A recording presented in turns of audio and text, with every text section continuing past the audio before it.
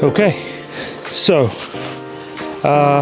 why you shouldn't buy a Royal Enfield in 2023. Okay, so question is Royal Enfield Continental GT 650 amazing out of the box? Let's find out.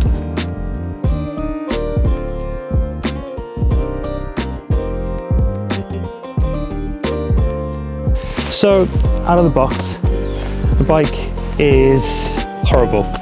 It works, but is it any good? No, is what I think.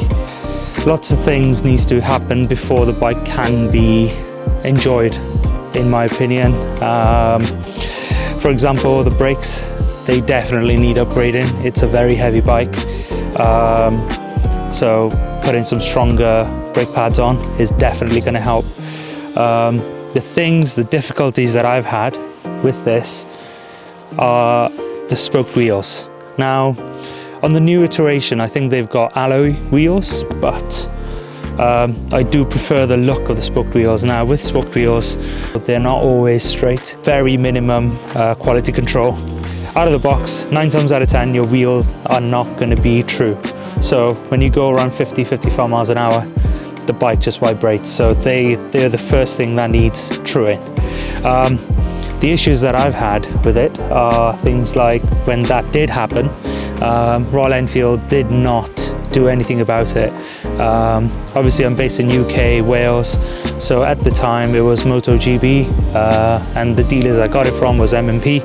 They really just did not. First of all, when I went up to them, they completely denied that the wheel was out of true, whereas I could really feel it at 50 miles an hour, and it was like this. So things were really not looking good. As soon as it was past 300 miles and I went above 50 miles an hour, I could feel it at 55 miles an hour, and gradually it started getting worse and worse.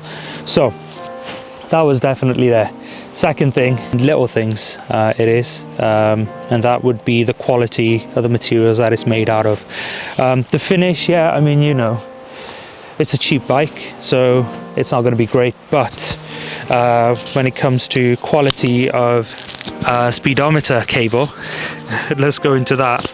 I've only done about 5,000 miles, as you can see from my last video. And the speedometer cable, this one, is broken now, so my speedo doesn't work. And that is literally because it's glued into place and it rubs. So when the suspension goes up and down, it stretches, it breaks. That's my theory, at least anyway, but I know a lot of people, they've had to have that changed. Another thing, out of the box, the tires were horrible. I absolutely hated the Seat tires, and when you go around the bend and stuff like that, they didn't really fill me with that much confidence. So I had to get rid of that. I had to change it. So that was that. Another thing, definitely lacks a little bit of power. A little bit of power out of the box would be quite nice. And this feels okay after doing all the things I did with it. But yeah, you know, it's I wouldn't buy it again. One of those things where, you know, if I had a choice to buy in this and probably a well-built motorbike, I would definitely go for a well-built motorbike next time. Assuming there is a next time. Hopefully there is a next time. So yeah, you know, I would much rather get a motorbike that is, you know, that has good build, and also after care service. You know, after buying it, it would be nice to know that they would look after you. The second thing is the horrible lights. The horrible indicator lights. Now, they were just massive. They were huge in the front and they were absolutely massive in the back. It was just unnecessary. Out of the box, it would be nice if they could make the GT really appealing from the back and the front. And I don't know if Royal Enfield are going to listen to me. Obviously, there's thousands of people with videos out right now about these bikes. Nobody seems to be complaining, but if I was you in 2023, avoid buying it, or buy the one that has had the things changed. For example, the speedometer cable The rear, you know, tail tidy, tyres, airflow system, and 4 straight through exhaust. But yeah, after it, it's not too bad, but it's the little things, you know, little cables here and there with the cheapy plastic that's used everywhere. I mean, you know, it'd be nice if they were used, if they used something that had proper lifespan. That would be great. But so anyway, I went back to Royal Enfield about the cable, and they said, you know, they'll have to book it in, and that would be 3 months time, they said, something like that. So they said, and that would just be to look at the thing that is wrong with it, just to prove that it is broken.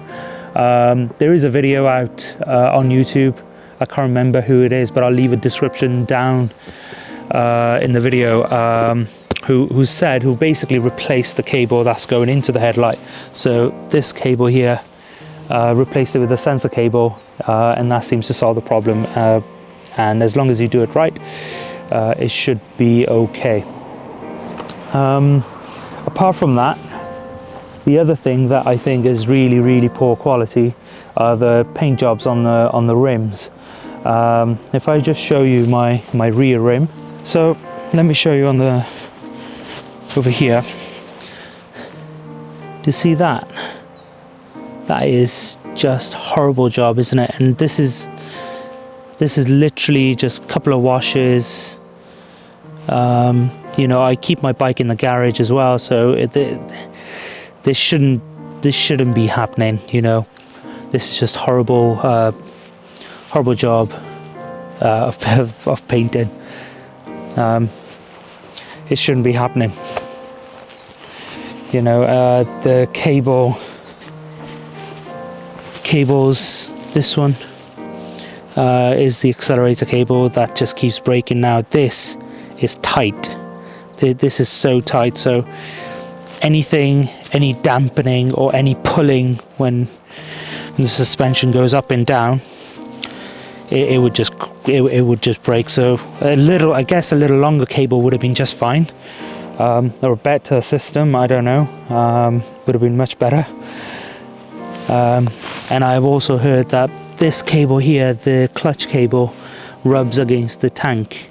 And they've put a little rubber seal around it, extra rubber thing, so it doesn't break open. But I've heard people complaining about that, that it just breaks really. But yeah, apart from that, it's not too bad. It's okay. But I still think, you know, if you wanted a better bike that has a bit more quality, I wouldn't recommend this, because there's a lot of things that needs changing, including the suspension, because it's so soft. So yeah, that's my little video. Yeah, and we're actually at the Cumcan. This fell out. So we're at the Cumcan Forest Drive here, and it's absolutely fantastic. It's beautiful. I don't know if you're supposed to have the bike up here or not. Probably not, but hey. So let's turn the bike on. Let you guys hear it properly. I mean, this is a very quiet area, but here we go.